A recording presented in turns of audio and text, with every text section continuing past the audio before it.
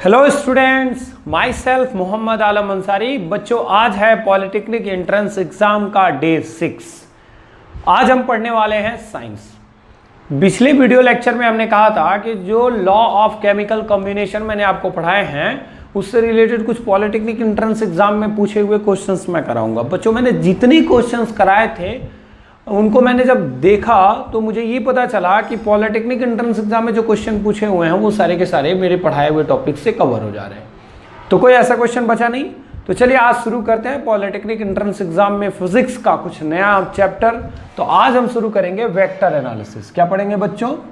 Vector analysis, जिसको हम हिंदी में कहते हैं सदिश विश्लेषण।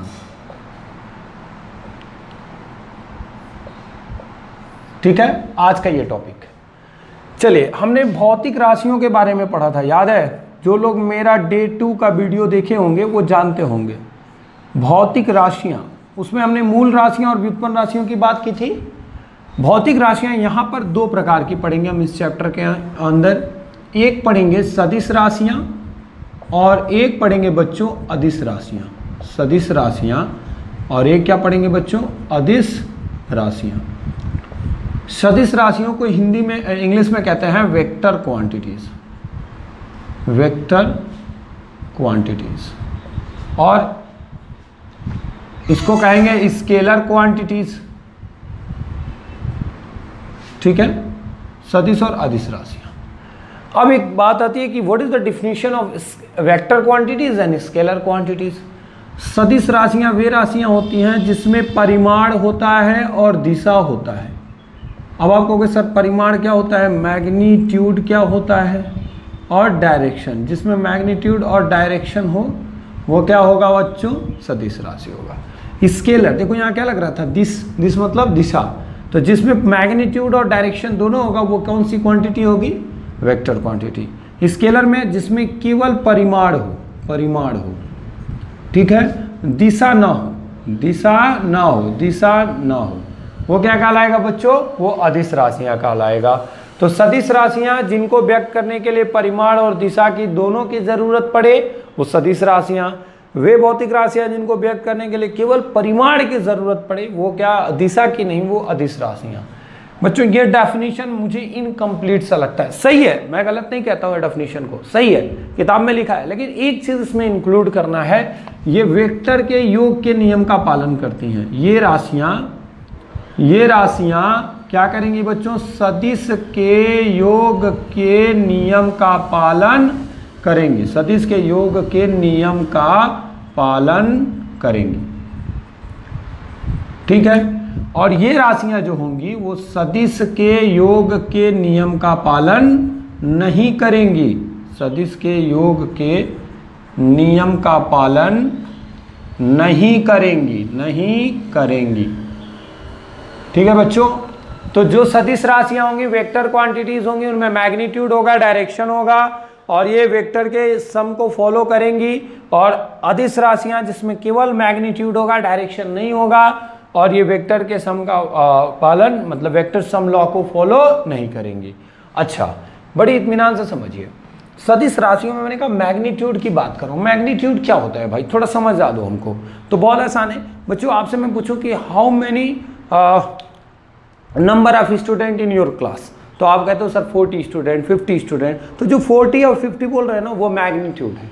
मैं आपसे कहूँगा मेरा जो आपका स्कूल है वो आपके घर से कितनी दूरी पे है, आप कह रहे हैं सर 20 किलोमीटर, तो 20 जो बोल रहे हैं ना वो मैग्नीट्यूड है।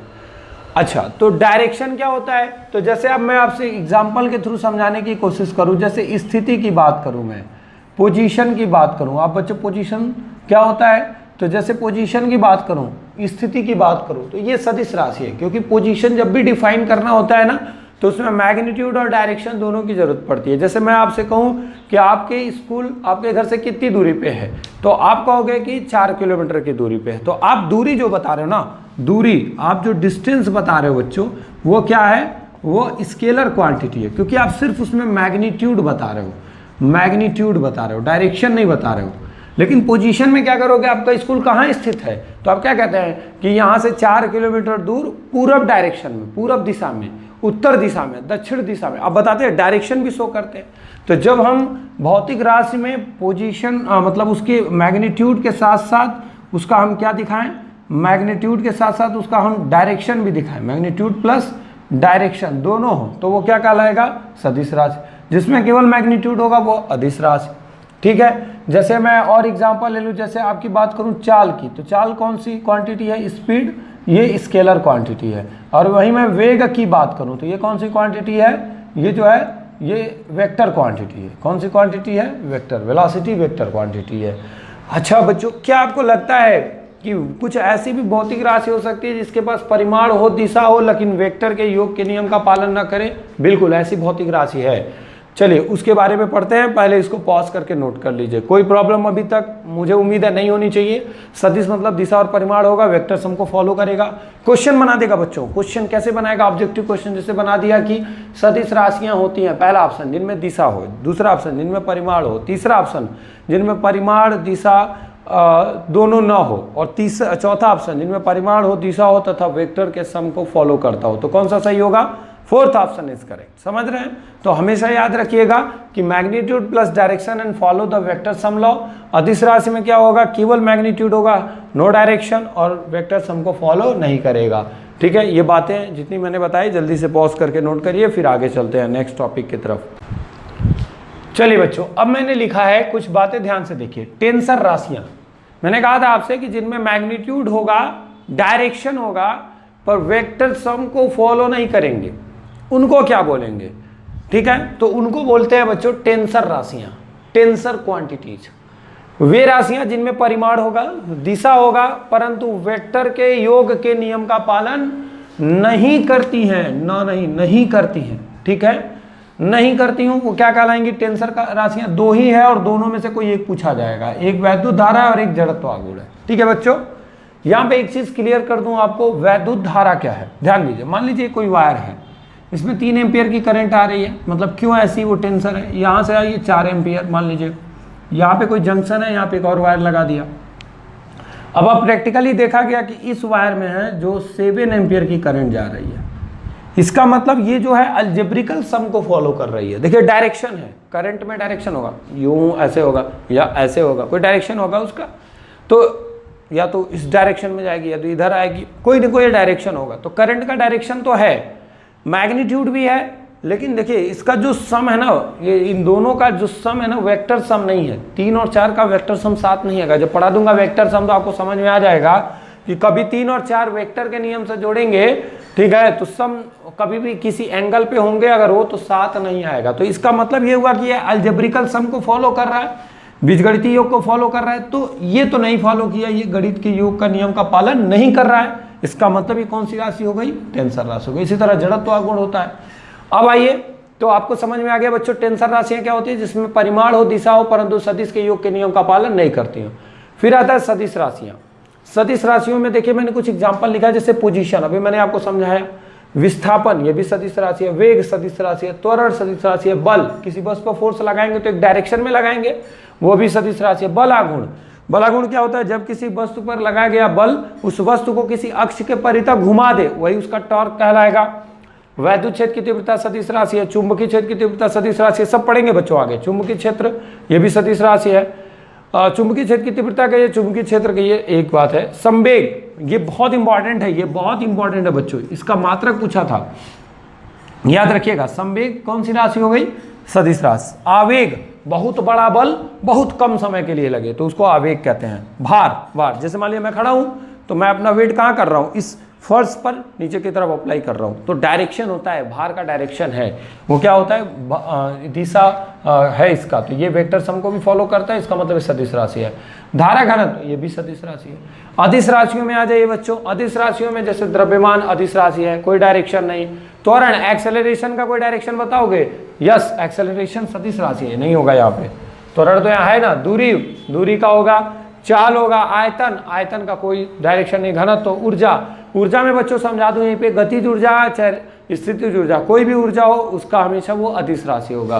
कार्य अदिश राशि है। दाब अदिश राशि है। ताप अदिश राशि है। शक्ति, पावर, ये भी अदिश राशि है। आवेश, वैद्युत जो चार्ज होगा, इलेक्ट्रिक चार्ज, ठीक है, ये भी अदिश राशि है। याद रखिएगा बच्चों, ये सब बहुत इंपॉर्टेंट है, इसीलिए मैंने इनको लिखा एग्जाम्पल में। पोटेंशियल विभव, वैद्युत विभव, ये भी अदिश राशि है। विशिष्ट उष्मा, स्पेसिफिक हीट, ये भी क्या होती है, अदिश राशि होती है। आवृत्ति फ्रीक्वेंसी, 1 सेकंड में कंपनों की संख्या, ये भी क्या कहलाएगी, अदिश राशि कहलाएगी। तो अभी तक हमने पढ़ा कि सदिश राशियां और अदिश राशियां क्या होती हैं, टेंसर राशि क्या होती है। ठीक है बच्चों, अब चलिए आगे पढ़ते हैं हम क्लासिफिकेशन ऑफ वेक्टर्स, या हम पढ़ेंगे डिफरेंट टाइप्स ऑफ वेक्टर्स। चलिए इसको पॉज करके पहले नोट करिए, तो फिर आगे बताता हूँ। चलिए बच्चों, अब आते हैं नेक्स्ट टॉपिक की तरफ। जो हमारा नेक्स्ट टॉपिक है वो है डिफरेंट टाइप्स ऑफ वेक्टर। कुछ टेक्निकल इशू होने की वजह से बच्चों ये वीडियो मैं तीसरी बार बना रहा हूं। 2 बार ये वीडियो बना है, बट उसमें पता नहीं कैसे वॉइस की प्रॉब्लम आ गई थी। ये तीसरी बार ये वीडियो बना रहा हूं, तो प्लीज आप मेरी मेहनत के लिए तो कम से कम लाइक कर सकते हैं। तो देखिए, डिफरेंट टाइप्स ऑफ वेक्टर्स की बात करें, पहला जो आएगा वो आएगा बच्चों equal vector, EQAL, equal vector. Equal vector मतलब क्या होता है, समान वेक्टर। ठीक है, समान वेक्टर, वह वेक्टर जिसका अच्छा, इससे पहले कुछ और समझना होगा भाई। इक्वल वेक्टर कैसे समझेंगे, वेक्टर्स का रिप्रेजेंटेशन जानिए पहले। देखिए ध्यान से, वेक्टर का निरूपण या वेक्टर निरूपण, ध्यान से समझ लीजिए बच्चों। वेक्टर निरूपण क्या होगा, वेक्टर रिप्रेजेंटेशन की बात करें, अगर किसी भी फिजिकल क्वांटिटीज को शो ऑफ करना हो, दिखाना हो कि वो वेक्टर क्वांटिटी है, तो कैसे दिखाएंगे, कोई ना कोई मेथड यूज करेंगे, कोई ना कोई सिंबल यूज करेंगे। तो फिजिक्स में ये याद रखिएगा कि जैसे मैंने अभी आपसे कहा कि फोर्स एक वेक्टर क्वांटिटी है, कहा ना। मैंने अभी आपसे कहा कि बल आघूर्ण एक वेक्टर क्वांटिटी है, टाउ। मैंने अभी आपसे कहा धारा घनत्व एक वेक्टर क्वांटिटी है, जे। अभी मैंने आपसे कहा कि जो डिस्प्लेसमेंट पोजीशन है वो, मान लीजिए किसी वस्तु की पोजीशन r1 है, उसको मैंने कहा कि ये वेक्टर क्वांटिटी है। अभी मैंने कहा एक्सेलरेशन वेक्टर क्वांटिटी है। ठीक है, तो कैसे हम बस डिफाइन कर पाएंगे, कुछ ना कुछ ऐसा सिंबल होना चाहिए जिससे पता चले वेक्टर क्वांटिटी है। तो इस पर हमने क्या कर लिया, वेक्टर लगा दिया, इसका मतलब ये वेक्टर क्वांटिटी हो गया। ठीक है, तो जो वेक्टर होगा उसके ऊपर वेक्टर लगा देंगे।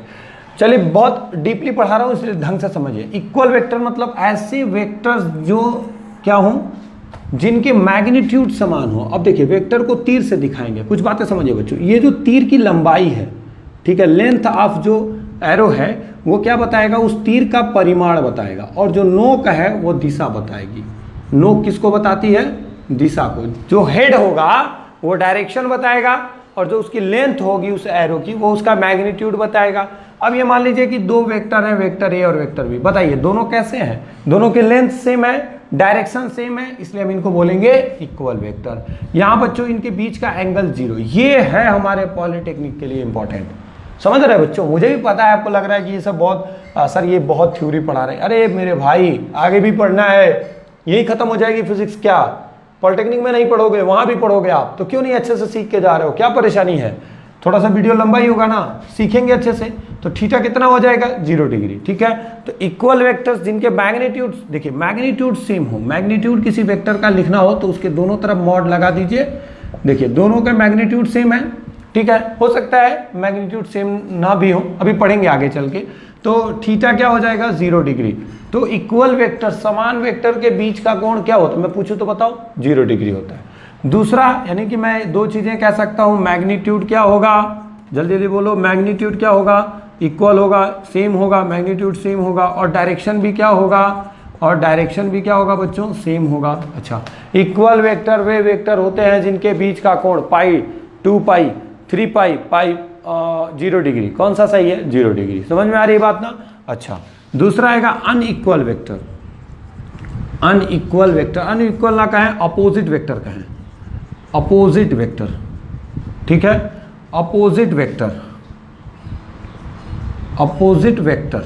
ठीक है, अब अपोजिट वेक्टर क्या होगा, अपोजिट वेक्टर, या हम इसको निगेटिव वेक्टर भी कह सकते हैं, निगेटिव वेक्टर। जैसे मान लीजिए हमने एक वेक्टर ये बनाया बच्चों और दूसरा वेक्टर ये बना दिया, दोनों के मैग्नीट्यूड सेम है। अब भी वही कंडीशन है बच्चों, वेक्टर ए का जो मैग्नीट्यूड है वेक्टर बी के बराबर है, बट एक चीज इंपॉर्टेंट है यहाँ पे, जो इसका जो हमारा साइन डायरेक्शन है, इसका और इसका डायरेक्शन डिफर कर रहा है, तो इसलिए इनके बीच का एंगल क्या होगा, 180। बार बार कह रहा हूँ, यही तो है हमारे लिए बहुत इंपॉर्टेंट, यही है हमारे लिए इंपॉर्टेंट, पॉलिटेक्निक में आएगा, यहीं से क्वेश्चन बनेगा और देखिएगा आप ही का सही होगा। तो जब अपोजिट वेक्टर होंगे तो थीटा 180 होगा, इक्वल वेक्टर होंगे तो थीटा 0 होगा। अपोजिट वेक्टर में मैग्नीट्यूड क्या होगा, मैग्नीट्यूड सेम होगा, नहीं भी हो सकता है, कोई प्रॉब्लम नहीं है, लेकिन डायरेक्शन तो क्या होगा, डायरेक्शन ऑलवेज क्या होगा, अपोजिट होगा ही होगा। तो इसलिए टाइप्स ऑफ वेक्टर में अभी 2 वेक्टर्स की बात की, equal vector and opposite vectors. ठीक है, इक्वल वेक्टर में थीटा 0 बनेगा, अपोजिट वेक्टर में थीटा क्या बनेगा बच्चों, 180। देखिए वेक्टर ए का मैग्नीट्यूड वेक्टर बी के बराबर है, बट डायरेक्शन अलग है, तो इसलिए यहाँ क्या लगा दिया, माइनस लगा दिया। प्लीज पॉज करके इसको नोट करिए। तो आगे बढ़ते हैं, जल्दी नोट करिए बच्चों। चलिए बच्चों अगले की तरफ बढ़ते हैं। थर्ड नंबर है like and unlike vector. Unlike vector, ठीक है, ये क्या होता है भाई, लाइक एंड अनलाइक वेक्टर्स क्या होते हैं, चलिए समझते हैं। मान लीजिए हमने एक वेक्टर ये ड्रॉ कर दिया, दूसरा वेक्टर ड्रॉ कर दिया, तीसरा वेक्टर ड्रॉ कर दिया। लो ये 3 वेक्टर्स हैं, वेक्टर ए, वेक्टर बी और वेक्टर सी। थोड़ा जल्दी जल्दी समझते हैं। तीनों वेक्टर के डायरेक्शन सेम है, मैग्नीट्यूड इनके क्या है, मगर मैग्नीट्यूड इनके क्या है, मैग्नीट्यूड इनके सेम नहीं है। तो ये सभी के सभी क्या कहलाएंगे बच्चों, अनलाइक वेक्टर कहलाएंगे। गलत, ये लाइक वेक्टर होंगे, एक जैसे होंगे। भले मैग्नीट्यूड सेम नहीं है लेकिन डायरेक्शन मायने रखता है, डायरेक्शन सेम है। लेकिन अगर मैं इनकी बात करूं, देखिए ये वेक्टर ए हो गया बच्चों, और ये मैंने बना दिया वेक्टर बी, ठीक है, दोनों के मैग्नीट्यूड डिफर है, कोई प्रॉब्लम वाली बात नहीं है, लेकिन डायरेक्शन अपोजिट हो गए, तो ये मेरे लिए क्या कहलाएंगे बच्चों, अनलाइक वेक्टर। तो ऐसे वेक्टर जिनके मैग्नीट्यूड सेम हो, डायरेक्शन अलग अलग हो, तो वो क्या कहलाएंगे, मैग्नीट्यूड डिफर भी हो और डायरेक्शन अलग अलग हो तो unlike vector. Just like opposite vector, ये अपोजिट वेक्टर की ही तरह है। और ये किसकी तरह है बच्चों बताइए, ये इक्वल वेक्टर्स की तरह है। तो लाइक एंड अनलाइक 2 वेक्टर्स की मैंने आपसे बात की। चलिए पॉज करके नोट करिए, जल्दी हो गया, जल्दी करिए भाई, जल्दी हो गया बच्चों। चलिए अब आगे बढ़ते हैं। इसके बाद हम देखेंगे अगला जो सबसे इंपॉर्टेंट है हमारे लिए, वो है 4th number, zero vector. Zero vector इसके बाद और इसके बाद वाला 2-3 वेक्टर और है, बहुत इंपॉर्टेंट है। पहली बात जानिए कि जीरो वेक्टर क्या होता है, ऐसा वेक्टर जिसका मैग्नीट्यूड 0 हो, मैग्नीट्यूड क्या हो, 0 हो। ऐसे वेक्टर जिनका मैग्नीट्यूड 0 होगा क्या कहलाएंगे, जीरो वेक्टर। जीरो वेक्टर को वेक्टर लिख करके ऊपर एरो लगा देंगे, वो जीरो वेक्टर बन जाएगा। ध्यान से समझ लीजिए बच्चों, जीरो वेक्टर में क्या होगा, जब किसी वेक्टर के ऊपर ऐसे एरो लगा करके उसके ऊपर तीर लगा देंगे तो क्या हो जाएगा, जीरो लिख करके एरो लगा देंगे, जीरो वेक्टर बन जाएगा। तीसरी इंपॉर्टेंट बात क्या है जीरो वेक्टर में, कि जीरो वेक्टर क्या होगा, एक समान, ध्यान से समझ लीजिए, एक समान वेग से गति करने वाले, एक समान वेग से गति करने वाले वस्तु का त्वरण सदिश, त्वरण सदिश क्या होता है, शून्य सदिश होता है, शून्य सदिश होता है। ठीक है, इसका मतलब कोई अगर ऐसा बॉडी है जो क्या कर रहा है, उसके वेग में परिवर्तन क्या हो रहा है, एक समान हो रहा है, मतलब समान वेग से गति कर रहा है, वेग में परिवर्तन नहीं है, सॉरी वेग में परिवर्तन नहीं है, तो आपके पास जो एक्सेलरेशन आता है वो क्या होता है, change in velocity with respect to time. तो यहाँ पे कोई वेलोसिटी में चेंज नहीं है, तो वेलोसिटी में चेंज नहीं है तो ये कैसा वेक्टर हो जाएगा बच्चों, ये वेक्टर हो जाएगा जीरो वेक्टर हो जाएगा। ठीक है, ठीक है, जीरो वेक्टर हो जाएगा। अच्छा, और मैं कहूँ कि विराम में स्थित, विराम में स्थित, विराम में स्थित का मतलब क्या होता है बच्चों, रेस्ट पर, जब कोई बॉडी रेस्ट पर है, ठीक है, कोई बॉडी रेस्ट पर है तो विराम में स्थित वस्तु के विस्थापन का सदिश क्या होगा। अच्छा ये बताइए, बॉडी जब रेस्ट पर है तो मूव कर ही नहीं रही है, जब मूव नहीं कर रही है तो उसमें डिस्प्लेसमेंट कहाँ से आएगा, नहीं आएगा, तो उसका विस्थापन सदिश क्या होगा, जीरो वेक्टर होगा। तो बहुत ही इंपॉर्टेंट लाइन है ये दोनों बातें, आपसे पूछा जा सकता है ऐसे थ्योरेटिकल क्वेश्चंस बना करके, जिनके आंसर आपको यहाँ पे मिल गए हैं और इनको आप याद रखेंगे। ठीक है ना, ये बातें। तो जीरो वेक्टर में क्या हुआ कि जिसका मैग्नीट्यूड 0 हो। अच्छा, कुछ बातें और जानिए, जैसे मान लीजिए कि vector A minus vector B हमने लिखा है, इसका आंसर क्या आएगा, यदि वेक्टर ए का मैग्नीट्यूड वेक्टर बी के मैग्नीट्यूड के बराबर हो तो क्या लिखेंगे, इसका आंसर आएगा जीरो वेक्टर। समझ रहे हैं, जीरो वेक्टर के बराबर आएगा, क्योंकि इसका मैग्नीट्यूड निकालोगे तो जीरो ही तो होगा। अगर दो वेक्टर इक्वल हैं और उनका डिफरेंस लिया जा रहा है तो जो उनका रिजल्टेंट आता है वो जीरो वेक्टर होता है। जीरो वेक्टर में अगर कोई भी आप वेक्टर ऐड करोगे तो वो हमेशा वही वेक्टर आपको मिलेगा। ठीक है, तो ये बातें आप जीरो वेक्टर से रिलेटेड हैं। प्लीज़ इनको पॉज करके नोट करिए, फिर यूनिट वेक्टर पढ़ाते हैं, जल्दी नोट करिए। चलिए बच्चों अगले वेक्टर की तरफ बढ़ते हैं। जो अगला वेक्टर है मेरा वह है यूनिट वेक्टर। यूनिट वेक्टर को हिंदी में कहते हैं एकांक सदिश। एकांक सदिश, ठीक है। कुछ बातें समझिए। पहली बात, यूनिट वेक्टर ऐसा वेक्टर होता है जिसका परिमाण क्या हो, एक हो। ऐसे वेक्टर जिनका मैग्नीट्यूड एक आता हो उसे यूनिट वेक्टर कहते हैं। अब आप कहोगे सर यूनिट वेक्टर है तो कोई सिंबल होगा स्पेशल? जी हाँ, इसे कैप से व्यक्त करते हैं। किससे व्यक्त करते हैं? कैप से व्यक्त करते हैं। प्लीज नोट्स अच्छे से बनाइए बच्चों, ठीक है। इसे कैप से व्यक्त करते हैं। जैसे मान लीजिए ए एक यूनिट वेक्टर है, एक एकांक वेक्टर है, एकांक वेक्टर है, एकांक वेक्टर है, तो क्या लिखेंगे? एक कैप, ठीक है। तो इसे क्या करेंगे? एक कैप से व्यक्त करेंगे। तो पहली बात मैंने आपको बताया कि यूनिट वेक्टर क्या होता है? ऐसा वेक्टर जिसका मैग्नीट्यूड 1 हो। अभी सवाल बताएंगे, इसे कैप से व्यक्त करेंगे। और एकांक वेक्टर है तो इसे हम एक कैप पढ़ेंगे। जैसे मान लिया हमने कहा फोर्स एकांक वेक्टर की तरह काम कर रहा है तो एफ कैप हो जाएगा। ठीक है बच्चों, इतना नोट कर लेंगे। अभी आइए यहीं पे पढ़ लेते हैं ऑर्थोगोनल यूनिट वेक्टर्स। थोड़ा सा इसको इंपॉर्टेंट समझ के पढ़िए। ऑर्थोगोनल यूनिट वेक्टर्स क्या होते हैं? देखिए बच्चों, हमने पढ़ा है कि नेचर में 3 एक्सिस एग्जिस्ट करती हैं। ध्यान से समझिए। ये मान लीजिए एक्स एक्सिस हो गया, ये वाई एक्सिस हो गया और ये जेड एक्सिस हो गया। अब 3 एक्सिस की बात किए होंगे, तीनों एक दूसरे के परपेंडिकुलर होते हैं। ये पता है आपको, एक दूसरे के तीनों लंबवत होते हैं। X Y Z 3 plane nature में एग्जिस्ट कर रही है, जो हमें पढ़ना है, जो बेसिकली जो हमें बहुत अच्छे से पता है। चलिए, तो इसको कहते हैं लंब कोणीय एकांक सदिश। लंब कोणीय एकांक सदिश, ठीक है, लंब कोणीय एकांक सदिश। विश्वास करिए बच्चों, लास्ट वीडियो को लास्ट तक देखिए, फिर आप पॉलिटेक्निक की किसी भी पूछे हुए, किसी भी ईयर में कभी भी कोई भी क्वेश्चन पॉलिटेक्निक में पूछा हो, आप देखिएगा सारा सॉल्व हो जाएगा। तो प्लीज लास्ट तक बने रहिए। लंब कोणीय एकांक वेक्टर क्या होगा? जैसे आपने देखिए यहाँ पे बना लिया एक्स वाई जेड, 3 एक्सिस होती है नेचर में, ठीक है। ये इसका माइनस डायरेक्शन हो जाएगा, देखिए ध्यान से, ये इसका माइनस डायरेक्शन हो, जेड डैश हो जाएगा, ये वाई डैश हो जाएगा और ये एक्स डैश हो जाएगा। तो लंब कोणीय एकांक सदिश क्या होता है? जैसे एक्स एक्सिस में माना गया कि आई कैप होता है एकांक वेक्टर, वाई एक्सिस में होता है जे कैप और जेड एक्सिस में क्या होता है? के कैप। एक्स एक्सिस का अगर एक्स डैश लेंगे तो निगेटिव डायरेक्शन है तो माइनस आई कैप, वाई एक्सिस का अगर निगेटिव डायरेक्शन लेंगे तो माइनस जे कैप, जेड एक्सिस का निगेटिव डायरेक्शन लेंगे तो क्या हो जाएगा? माइनस के कैप, ठीक है। जैसे अगर मैं इसका एप्लीकेशन बताऊं, जैसे मैं कहूं कि एक वस्तु एक्स अक्ष में, एक वस्तु, ध्यान से देखिए, एक वस्तु एक्स अक्ष की धनात्मक दिशा में, ये आपको देगा एग्जाम में जब क्वेश्चन पूछेगा तो देगा, धनात्मक दिशा में 20 मीटर विस्थापित होती है, 20 मीटर विस्थापित होती है, विस्थापित होती है। अब ध्यान दीजिए, तो इसको लिखेंगे कैसे? हम जब न्यूमेरिकल लगाएंगे तो W बराबर एफ एस कॉस थीटा ही पड़े रहेंगे, या हम जैसे भी करेंगे। तो यहाँ मान लीजिए 20 मीटर विस्थापन देखना है तो 20 आई कैप मीटर, ये होगा इसका डिस्प्लेसमेंट। समझ रहे बात को?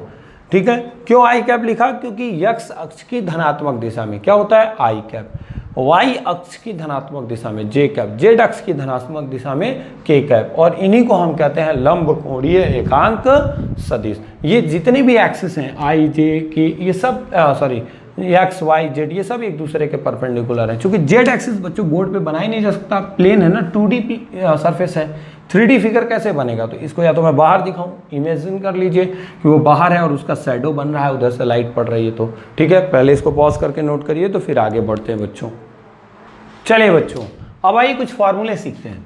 देखिए, मान लीजिए ये वेक्टर ए एकांक वेक्टर है, तो इसको कैसे फाइंड आउट करेंगे? इसको फाइंड आउट करने का तरीका होगा vector A upon mod of vector ए। ये होता है एकांक वेक्टर का सूत्र। क्या होता है? Vector A upon vector A का परिमाण। ये जो लिखा हुआ है इसको क्या पढ़ेंगे? वेक्टर ए का परिमाण। ठीक है बच्चों। अच्छा, अगर मुझे यहाँ से वेक्टर ए के बारे में लिखना है तो मैं क्या लिखूंगा? A cap into mod of vector A. ठीक है। या बच्चों मैं अगर मॉड ऑफ वेक्टर ए की जगह ए लिख दूं तो भी इसका यही मतलब होगा। ए लिखा है, इसका मतलब ये ए जो है ये वेक्टर ए का क्या है, परिमाण है। ठीक है, तो इसको या करके मैं ऐसे भी लिख सकता हूँ, वेक्टर ए अपॉन ए। तो पहले तो एकांक वेक्टर अगर हमें फाइंड करना हो तो इस फार्मूले के थ्रू हम क्या कर सकते हैं, एकांक वेक्टर इजीली क्या कर सकते हैं बच्चों, फाइंड आउट कर सकते हैं। ठीक है, इस पर न्यूमेरिकल अभी देखेंगे, आगे बढ़ते हैं। इसको मिटा दूं। अब आइए देखते हैं कि किसी वेक्टर का रिजोल्यूशन कैसे करते हैं। Component of vector, component of vector, मैं वो सारी चीजें पढ़ाऊंगा जो आपको इंपॉर्टेंट लगती हो, जो पूछी जा सकती है। कंपोनेंट ऑफ वेक्टर, वेक्टर का घटक क्या होगा। अच्छा भैया, घटक कैसे बनाएंगे, घटक का मतलब ही हो गया उसको डिवाइड करना है। चलिए मान लीजिए कि ये कोई वेक्टर है, ठीक है, दिस इज द वेक्टर है, ये हॉरिजेंटल है, इसको हम कहते हैं क्षैतिज। ठीक है बच्चों, और इसी के परपेंडिकुलर जो लाइन ड्रा होगी, इसके परपेंडिकुलर, इसके लंबवत जो लाइन ड्रा होगी, इसको कहते हैं बच्चों ऊर्ध्वाधर। ठीक है, और ये जो है क्षैतिज के साथ थीटा कोण बना रहा है।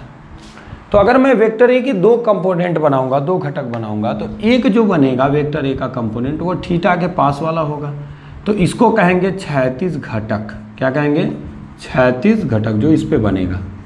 और एक बनेगा बच्चों ऊपर की तरफ, ये कहलाएगा ऊर्ध्वाधर घटक। क्या कहलाएगा, ऊर्ध्वाधर घटक, क्योंकि ऊर्ध्वाधर दिशा में है इसलिए ऊर्ध्वाधर घटक। एक बात और याद रखिए मेरी, बहुत इंपॉर्टेंट मैं बोल रहा हूँ, थीटा के पास वाला घटक, थीटा के पास वाला घटक क्या होता है बच्चों, कॉस थीटा होता है। और थीटा से दूर वाला घटक क्या होता है बच्चों, थीटा से दूर वाला घटक क्या होता है, दूर वाला घटक क्या होता है, साइन थीटा, साइन थीटा। तो अब बताइए थीटा के पास वाला घटक कौन सा है, क्षैतिज वाला है ना, तो लिखेंगे वेक्टर ए का ये घटक है, तो ये हो जाएगा वेक्टर ए कॉस थीटा। ठीक है बच्चों, और ये वाला क्या हो जाएगा, वेक्टर ए साइन थीटा। अगर मैग्नीट्यूड की बात करें तो मैग्नीट्यूड में ये ए कॉस थीटा हो जाएगा, और ये क्या हो जाएगा, ए साइन थीटा। ये एक्स एक्सिस में है तो इसको हम ए एक्स कॉस थीटा लिख सकते हैं, और इसको हम क्या लिख सकते हैं, ए वाई साइन थीटा। तो वेक्टर ही लगाइए अभी, सिर्फ इस वेक्टर ए के एक्स एक्सिस में घटक क्या हो गया, A X cos theta, Y axis में क्या हो गया, ए वाई साइन थीटा। तो किसी वेक्टर के दो कंपोनेंट अगर बनाने हो तो बहुत इजी वे में बना लेंगे। थीटा के पास वाला घटक क्या होगा, कॉस थीटा, और थीटा से दूर वाला घटक क्या होगा बच्चों, साइन थीटा। इस दोनों बातों को याद रखिएगा, थीटा के पास वाला कॉस थीटा और थीटा से दूर वाला क्या होगा, साइन थीटा। इसके एप्लीकेशन पे अगर हम चर्चा करें तो बहुत आसान है और बहुत मजेदार है, ध्यान दीजिए। मिटाओ उसको। फिजिक्स में जो भी पढ़ते हैं वो कभी बेकार नहीं जाता, वो बहुत काम की चीज़ होती है। चलिए देखिए इसको मैं कैसे बता रहा हूँ, काम की चीज़ है। जैसे मान लीजिए ये कोई एक छोटी सी डग्गा गाड़ी है जो हमने बनाई है, बचपन में बनाई थी हम लोग ने। क्या कर रहे, चप्पल का जो वो होता है ना, रबर वाली चप्पल, उसका हमने पहिया बनाया और ये गत्ते का गाड़ी बना लिया, और इसको किसी धागे से बांध करके खींचने लगे और बहुत ज़बरदस्त फोर्स लगा रहे थे, 200 न्यूटन का।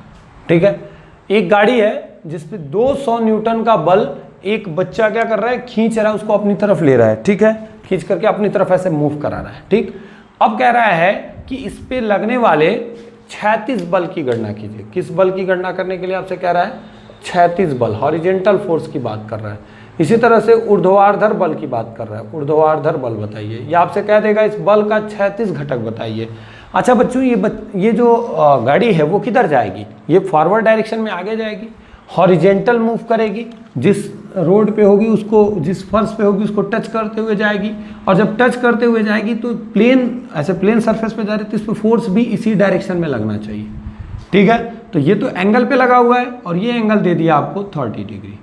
चलिए अब बताइए क्षैतिज बल क्या होगा। बहुत आसान है, ये वही चीज़ है जो मैंने अभी वेक्टर ए लिखा था, वहाँ पे वेक्टर एफ आ गया। इसका एक घटक हो जाएगा क्षैतिज घटक। तो क्षैतिज घटक क्या आएगा, जल्दी बताइए।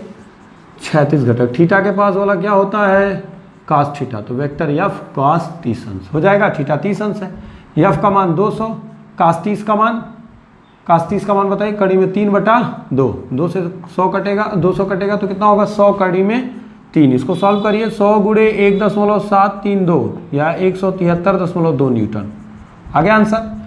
अगर यही कहता हूँ ऊर्ध्वाधर घटक बताओ, ऊर्ध्वाधर घटक बताओ, ऊर्ध्वाधर घटक क्या करेंगे बच्चों, तो वो हो जाएगा एफ साइन 30 होगा ना। और एफ की वैल्यू कितनी है, मैग्नीट्यूड पे विचार करिए तो 200, और साइन 30 का मान 1/2 तो कितना आ जाएगा, 100 न्यूटन।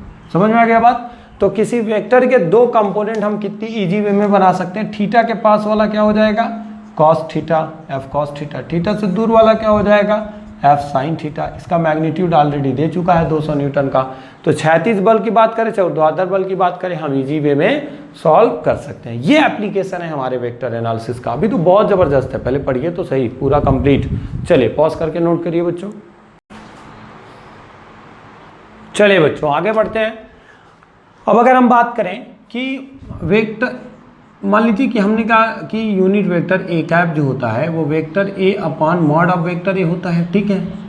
और अगर मैं क्या करूं कि वेक्टर ए को 3 कंपोनेंट, मतलब उसको एक्स वाई जेड 3 एक्सिस में डिवाइड करना चाहूँ वेक्टर ए की वैल्यू को, तो वेक्टर ए के अगर मैं लंबकोणीय एकांक सदिशों के रूप में उसके घटक लिखना चाहूँ तो क्या लिखूंगा, ए एक्स आई कैप। क्यों भैया, क्योंकि ये आई कैप होगा, जे कैप होगा और ये क्या होगा, के कैप। तो क्या होगा, ए x I cap, A Y J cap plus A Z K cap. मैं नहीं कहता कि सारा धनात्मक होगा, ऋणात्मक भी हो सकता है, कोई बात नहीं। अच्छा, अगर ये वेक्टर ए है तो यहाँ पे देखिए ये लिखा है वेक्टर ए का परिमाण, वेक्टर ए का, ये क्या है, वेक्टर ए का परिमाण है, ठीक है। ये जो लिखा हुआ है ये क्या लिखा है, वेक्टर ए का परिमाण, मैग्नीट्यूड।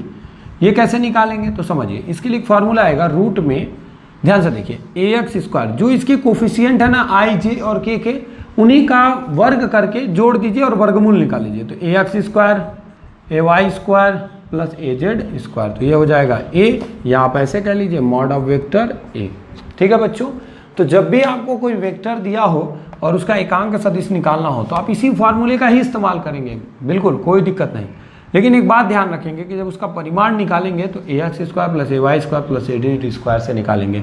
अगर मैं वेक्टर बी की बात करूं तो कैसे लिखेंगे बताइए, B x I cap B Y J cap, ठीक है, और इसी में एक और जोड़ देंगे क्या, बी जेड के कैप, ऐसे जोड़ देंगे। सी लिखने के लिए कहूँ तो C X I cap C Y Z cap C Z K cap. अगर मान लीजिए इसमें के वाला ना हो तो क्या करेंगे, ए जेड को छोड़ देंगे। कुल मिला जुला करके ये समझने जैसा क्या है कि ये मान लीजिए वेक्टर ए था ना, इसका एक कंपोनेंट आप ए एक्स बना रहे थे, ठीक है, और एक कंपोनेंट क्या बना रहे थे, ए वाई।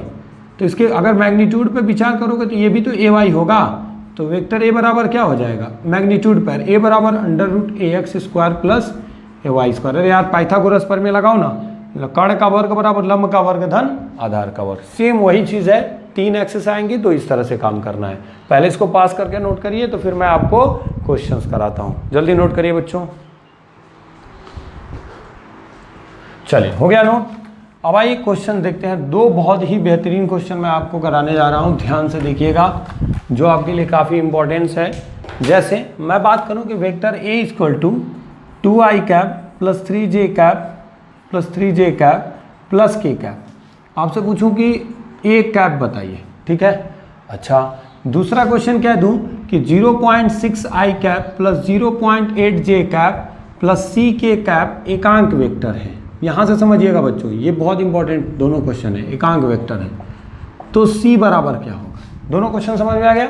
वेक्टर a बराबर 2i cap plus 3j cap plus 4k cap, आपसे पूछ रहा है कि एकांक वेक्टर ए क्या होगा, मतलब इसका एकांक वेक्टर क्या होगा।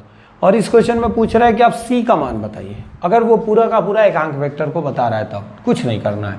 एकांक वेक्टर कैसे निकालते हैं, वेक्टर ए अपॉन ए, ठीक है। तो वेक्टर ए कैप बराबर क्या हो जाएगा, वेक्टर ए का मान क्या है भैया, लिखिए 2i cap plus 3j cap plus 4 plus k cap. अच्छा, ए कैसे निकालेंगे, ए निकालने का भी तरीका बताया मैंने, जो इसके मैग्नीट्यूड है उनका स्क्वायर करके उनको जोड़ दीजिए और उसका स्क्वायर रूट निकालिए। तो 2 का स्क्वायर प्लस 3 का स्क्वायर प्लस k के आगे कुछ नहीं है तो 1 होगा। अगर k नहीं रहता तब तो 0 रखते ना, यहाँ पे 1 रखना पड़ेगा, तो 1 का स्क्वायर। तो 2 2 जा 4 3 3 जा 9 9 और 4 13 और 1 कितना हो जाएगा 14, अपान कितना हो जाएगा बच्चों, रूट 14। ये आपका आंसर बन जाएगा। कुछ लोग क्या करते हैं, इसको अलग अलग करके दिखाते हैं। देखिए कैसे, आपको परेशान करने के लिए 2 अपान रूट 14 आई कैप, ठीक है, इसके भी बटे यही होगा 3 अपान रूट 14 जे कैप प्लस के कैप अपान रूट 14, ऐसे भी दे सकता है आपको, ठीक है। समझ में आ गया बात। अगले वाले क्वेश्चन को सॉल्व करिए, जल्दी सॉल्व करिए। हो गया, ये कह रहा है 0.8 आई कैप प्लस 0.6 आई कैप प्लस 0.8 जे कैप प्लस सी के कैप एकांक वेक्टर है। तो सी का मान बताइए, कैसे निकालेंगे, बड़ी इत्मीनान से समझिए। सी का मान आपको चाहिए, ये पूरा का पूरा एकांक वेक्टर है, तो इसका मैग्नीट्यूड क्या होना चाहिए, 1 होना चाहिए। तो कर लीजिए वही काम, रूट में 0.6 का स्क्वायर प्लस 0.8 का स्क्वायर प्लस c का स्क्वायर बराबर 1, क्योंकि इनके मैग्नीट्यूड 1 आना चाहिए क्योंकि एकांक वेक्टर को दिखा रहे हैं। करिए सॉल्व, इसका वर्क करिए, कितना होगा बच्चों, दोनों साइड का पहले होल स्क्वायर करिए और इस जब होल स्क्वायर करेंगे तो 1 का स्क्वायर तो 1 होगा और ये कड़ी हट जाएगी, तो 0.36 0.64 प्लस c स्क्वायर, यही ना आएगा। 0.36 में 0.64 जोड़ेंगे तो 1.00 आएगा plus c square equal to 1, 1 को उधर ले आइए -1 करेंगे तो 0, तो c इक्वल टू क्या हो गया 0, यानी यहाँ पे c की वैल्यू क्या होनी चाहिए 0 होनी चाहिए। तो दोनों क्वेश्चंस बहुत इंटरेस्टिंग थे, दोनों को पॉज करके नोट करिए, फिर आगे आपको बताता हूँ मैं नेक्स्ट क्या पढ़ना है। चलिए बच्चों, अब जो है वो बहुत इंपॉर्टेंट टॉपिक है, वो है एडिशन ऑफ टू वेक्टर्स। समझिएगा बच्चों, दो वेक्टर्स को जोड़ना है, कैसे जोड़ेंगे। पहली इंपॉर्टेंट बात जानिए कि दो वेक्टर्स को जोड़ने के लिए दो विधियों का उपयोग करते हैं। एक होता है बच्चों जिसको हम कहते हैं त्रिभुज विधि और एक होता है चतुर्भुज विधि। त्रिभुज विधि में हम टेल टू हेड जोड़ते हैं और चतुर्भुज विधि में टेल टू टेल जोड़ते हैं। दोनों बातें याद रहेंगी। अब आइए मुझे जो काम की बात बतानी वो बता रहा हूँ। जैसे मान लीजिए वेक्टर ए है, इससे हमने वेक्टर बी को जोड़ना है, वेक्टर बी को जोड़ना है। यहाँ पूंछ से पूंछ जोड़ा, किसी वेक्टर का ये हेड होगा तो ये पूंछ होगा, इसी वेक्टर का ये हेड होगा तो ये पूंछ होगा, पूंछ से पूंछ जोड़ दिए। दोनों के बीच का एंगल ले लेते हैं बच्चों थीटा। क्या ले लेते हैं एंगल थीटा। इनका जो रिजल्टेंट बनेगा वो कुछ यूं बनेगा वेक्टर आर। अच्छा, इसको ऐसे मिला दीजिए, इसको ऐसे मिला दीजिए, ठीक है, दोनों मिला दिया। फिर से सुन लीजिए, this is the vector A, this one is the vector B, this is the resultant. Resultant के साथ इस ए का कोण है अल्फा। समझ में आया बच्चों। अब जो आप आर की वैल्यू पाओगे वो क्या आता है मैं बताता हूँ डायरेक्ट, क्योंकि इसका प्रूफ वगैरह मैंने नहीं कराना है, क्योंकि आपके बोर्ड एग्जाम में आता है, कंपटीशन में नहीं। तो क्या हो जाएगा, आर बराबर A square plus B square plus 2ab cos theta. याद ध्यान दीजिएगा, थीटा किसके किसके बीच का कोण है, दोनों वेक्टर के बीच का कोण है, ठीक है। आर क्या है, ए और बी का परिणामी है, रिजल्टेंट है, सॉरी वेक्टर नहीं लगाएंगे, मैग्नीट्यूड में लिखा है। अब यहाँ से tan अल्फा अगर फाइंड करना हो, मतलब रिजल्टेंट का वेक्टर ए के साथ कोण कितना बनेगा, वो बनेगा b sine theta upon a plus B cos theta, a plus B cos theta, ठीक है बच्चों। ये फॉर्मूला आप याद रखिए, दोनों बहुत इंपॉर्टेंट है। और उससे कहीं ज़्यादा है इंपॉर्टेंट इसका कंडीशन। देखिए, कंडीशन नंबर फर्स्ट और कंडीशन सेकंड और कंडीशन थर्ड। कंडीशन फर्स्ट, जब दोनों समान वेक्टर हों, जब दोनों समान वेक्टर हों, कैसे वेक्टर हों, समान वेक्टर हों। समान वेक्टर क्या होते हैं, मैंने अभी बताया कि जिनके बीच कोण कितना बनता है 0 अंश। अच्छा बच्चों, समान वेक्टर होंगे तो यहाँ थीटा कितना हो जाएगा 0, काश 0 का मान होता है 1, काश 0 जब 1 होगा तो ये हो जाएगा a square plus B square plus 2ab, यानी r बराबर आ जाएगा a प्लस बी, होल स्क्वायर होगा, वर्गमूल लेंगे, यहाँ पे r मैक्सिमम आएगा। तो पूछता है कि दो वेक्टरों का परिणामी अधिकतम कब होता है, जब दोनों समान वेक्टर होते हैं और एक ही दिशा में होते हैं। इस दशा में याद रखिएगा, ये इस दशा में परिणामी रिजल्टेंट क्या होगा बच्चों, अधिकतम होगा। क्या होगा, अधिकतम होगा। कंडीशन नंबर 2 पे आइए, दूसरे नंबर पे, जब दोनों क्या हो, विपरीत वेक्टर हो, विपरीत वेक्टर हो। अच्छा, विपरीत वेक्टर होंगे तो क्या होगा, एक इधर होगा, एक का डायरेक्शन इधर होगा, ये वेक्टर ए हो गया, ये वेक्टर बी हो गया, मैग्नीट्यूड डिफर कर सकता है, कोई बात नहीं। थीटा 180 हो गया, थीटा इंपॉर्टेंस है, थीटा 180 होगा। अब बच्चों यहाँ 180 रखोगे तो क्या होगा, काश 180 की वैल्यू होती है -1, जब -1 होगी तो r बराबर आएगा a माइनस का b, और यहाँ r जो होता है वो मिनिमम होता है। तो इस दशा में क्या होगा, इस दशा में परिणामी न्यूनतम होगा, न्यूनतम होगा।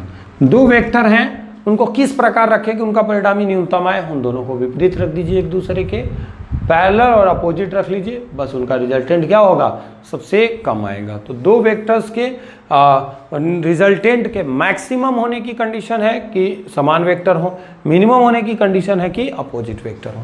तीसरी कंडीशन की बात करें, जब दोनों परपेंडिकुलर हो, जब दोनों लंबवत हो।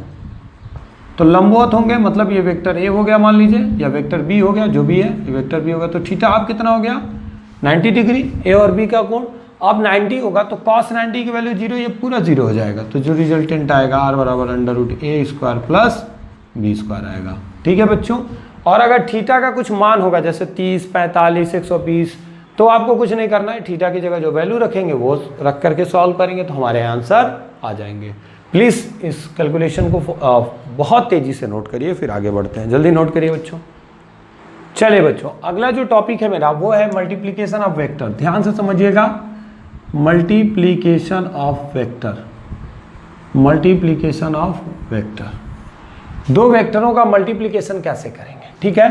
पहली चीज़ तो समझ लीजिए कि दो तरह से मल्टीप्लिकेशन होगा। एक होगा वेक्टर मल्टीप्लिकेशन, वेक्टर मल्टीप्लिकेशन, सदिश गुणनफल, सदिश गुणनफल, ठीक है। और एक होगा सदिश गुणनफल, और एक होगा अदिश गुणनफल, अदिश गुणनफल। जो वेक्टर मल्टीप्लिकेशन होता है इसको हम कहते हैं क्रॉस प्रोडक्ट। क्या कहते हैं? Cross product. और जो ये होता है अदिश गुणनफल, इसको कहते हैं डॉट प्रोडक्ट। क्या कहते हैं? Dot product. ठीक, जल्दी जल्दी समझिए। वेक्टर ए और वेक्टर बी दो वेक्टर हैं, तो इनका क्रॉस प्रोडक्ट लेंगे तो होगा A B sine theta N cap.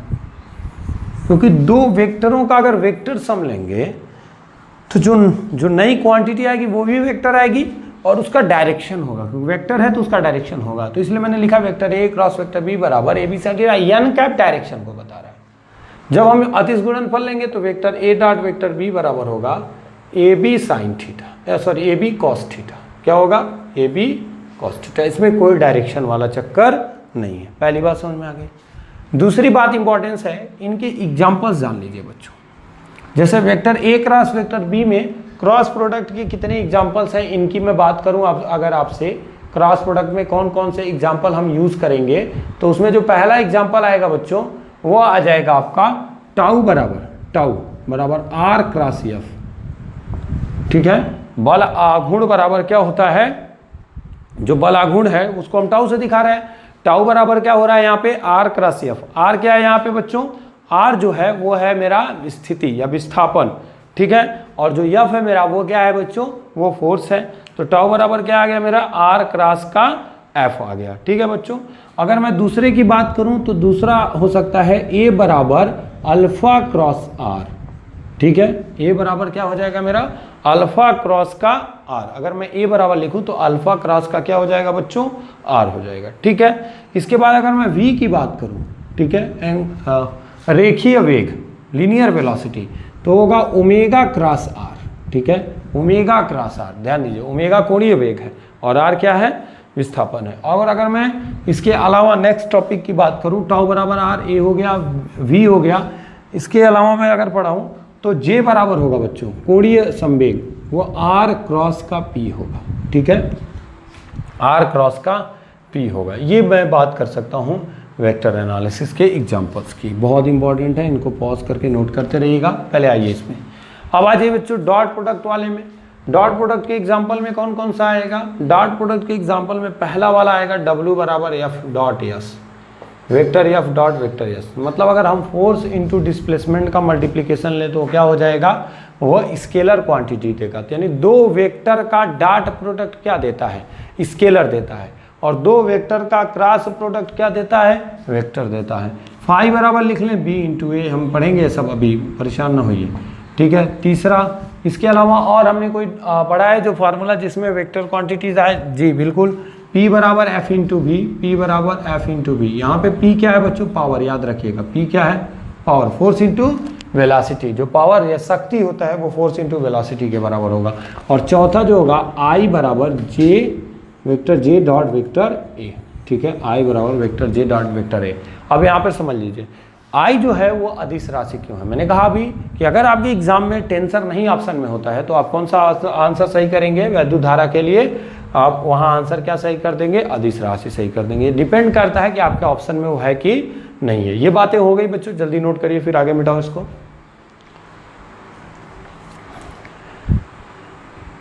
चलिए, हो गया होगा, मिटा रहा हूँ।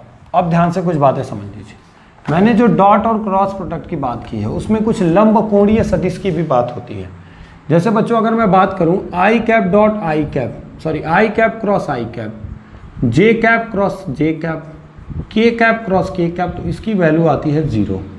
इसी तरह से अगर अदिश गुणनफल में बात करें I dot I, J dot J, के डॉट के, इसकी वैल्यू आती है बच्चों 1, ठीक है। अगर मैं आई, ध्यान दीजिए, आई क्रॉस जे करता हूँ तो के आता है, जे क्रॉस के करता हूँ तो आई आता है, के क्रॉस आई करता हूँ तो जे आता है। कैसे? एक ऐसे साइक्लिक बना लीजिए, आई जे और उसके बाद किस पे जाना है? के पे। तो आई के बाद जे, आई का जे के साथ गुणा करेंगे तो कौन सा डायरेक्शन में हमारा रिजल्टेंट आएगा? के कैप के। जे का के के साथ करेंगे तो कौन सा आएगा? आई कैप। के का आई के साथ करेंगे तो कौन सा आएगा? जे कैप। ये तो हो गया सदिश गुणनफल। अदिश गुणनफल में आई डॉट जे, के डॉट के 1 होता है, और आई डॉट जे डॉट के, ठीक है, और के डॉट आई ये क्या होता है बच्चों? 0। इसको आप बहुत अच्छे से लर्न कर रखिएगा, आगे जब क्वेश्चंस करेंगे तो काम आएगा, ठीक है। पॉज करके नोट करिए, जल्दी नोट करिए बच्चों। चलिए बच्चों, 2 बहुत ही इंपॉर्टेंट क्वेश्चन लिखे गए हैं जो आज के पढ़ाए हुए टॉपिक से रिलेटेड है। कह रहा है 2 बल P और Q का परिणामी का परिमाण P है। चलिए सॉल्व करेंगे इसको। कह रहा है P और Q 2 फोर्स हैं, इनका जो परिणामी है, मतलब जो इनका रिजल्टेंट है, उसका जो मैग्नीट्यूड है, देखिए परिणामी लिखा है और उसका परिमाण P है, तो क्या होगा? R बराबर क्या पढ़े थे? P square plus Q square plus 2PQ cos theta, ठीक है, कोई बात नहीं। R की जगह P है, R की जगह क्या दिया है? P दिया है। चलिए दोनों साइड का होल स्क्वायर करिए, पहले एक लाइन पढ़ के उसको हल कर रहा हूँ मैं। तो P स्क्वायर बराबर P square plus Q square plus 2PQ cos theta. यहाँ से बच्चों P से P कैंसिल हो जाएगा, तो Q square plus 2PQ cos theta equal to क्या बच जाएगा? 0 होगा ना। अब ध्यान दीजिए, इस कंडीशन में अगर Q कॉमन लेकर के दूसरे साइड में ले जाएं तो Q plus 2P cos theta बराबर क्या हो जाएगा? 0। Equation number 1। अब आगे पढ़िए। कह रहा है यदि P को दोगुना कर दिया जाए तो परिणामी Q के साथ कितने डिग्री का कोण बनाएगा? देखिए P यानी इसको दुगुना कर रहा है, बल को, Q को, P को नहीं दुगुना कर रहा है, ध्यान से समझिए। आपको रिजल्टेंट का मैग्नीट्यूड नहीं डबल कर रहा है, वो आपके P को डबल कर रहा है। पहले वाला फोर्स जो पहला या जो भी कह लीजिए, इस P को डबल कर रहा है। तो क्या करना होगा बच्चों? यहाँ सॉरी वेक्टर नहीं होगा, तो क्या करना होगा? हम जानते हैं कि परिणामी के साथ जो कोण बनता है वो अल्फा बनता है, तो tan अल्फा बराबर क्या पढ़े हैं बताइए? B sin theta upon A plus B cos theta पढ़े हैं। चलिए यहाँ लगाता हूँ, तो tan अल्फा बराबर क्या हो जाएगा? ध्यान दीजिए, B sin थीटा। तो B हमारे लिए यही बनेगा, क्योंकि Q के साथ तो परिणामी कोण बना रहा है। देखो मैंने बताया था आपको, ये A है, ये B है और ये R है, तो R किसके साथ कोण बनाता है? A के साथ, यानी A यहाँ पे कौन काम कर रहा है? Q। तो क्या हो जाएगा? tan अल्फा बराबर 2P sin theta upon Q plus 2P cos theta. यानी B की जगह हमने किसको ले लिया? P को ले लिया, और A की जगह किसको ले लिया? Q को। अब आसान है यार, tan अल्फा बराबर क्या हो जाएगा? इसकी वैल्यू 0 है, 2Q plus 2P cos theta की वैल्यू क्या है? 0। देख लीजिए, रखिए उसकी value, 2P cos theta plus Q की वैल्यू 0 है, तो क्या हो जाएगा? 0 हो जाएगा, सॉरी संख्या बटे 2P sin थीटा बटे 0 क्या होगा? इनफाइनाइट होगा। तो tan अल्फा बराबर tan इनफाइनाइट की वैल्यू क्या होती है? इनफाइनाइट लिख लीजिए पहले। tan इनफाइनाइट किसका मान? इनफाइनाइट किसका मान होता है? tan 90 का मान होता है, यानी उनके बीच का कोण कितना होगा बच्चों? 90 डिग्री।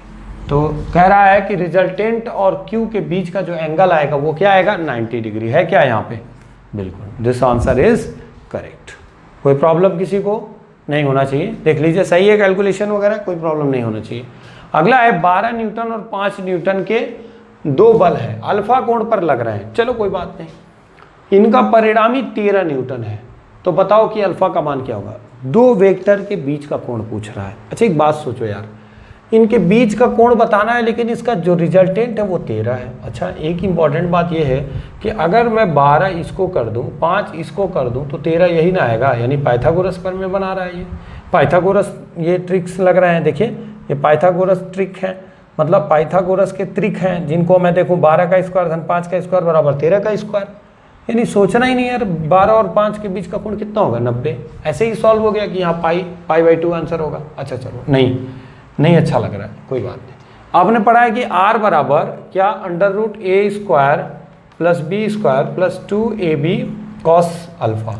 थीटा पढ़ा है, लेकिन यहाँ कोण कह रहा है कि अल्फा है, कोई बात नहीं। r की वैल्यू 13 बराबर कड़ी में 12 का स्क्वायर प्लस 5 का स्क्वायर प्लस 2 गुणे 12 गुणे 5 इंटू cos अल्फा। अच्छा 169 हो जाएगा 13 का स्क्वायर, ठीक है, सॉरी 13 बराबर दोनों पक्षों का वर्ग करिए तो 13 का वर्ग 169 हो जाएगा। इसका वर्ग 144 और 5 169 प्लस 5 दूना 10 12 दाम 120 कास अल्फा। ठीक है, ये इधर जाएगा तो -0 हो जाएगा, यानी 0 बराबर 120 कास अल्फा। अच्छा, कास अल्फा बराबर 0 करिए तो क्या हो जाएगा, ये तो उधर जाएगा 0 हो जाएगा। तो कास अल्फा बराबर कॉस के कितने एंगल का मान 0 होता है बताइए। कास अल्फा बराबर कास 90 अंश, यानी अल्फा बराबर कितना आ गया 90 एंगल। तो कौन सा आंसर सही होगा, π/2। ये दोनों क्वेश्चन बच्चों पॉज करके फटाफट नोट करिए, जल्दी नोट करिए। हो गया बच्चों नोट। तो चलिए आज के लिए बस इतना ही रहने देते हैं। अगले वीडियो लेक्चर में डे 7 में हम क्या करेंगे, पहले वेक्टर एनालिसिस के जो आज तक पूछे गए क्वेश्चंस हैं उनको डिस्कस करेंगे, कुछ अच्छे क्वेश्चंस भी डिस्कस करेंगे।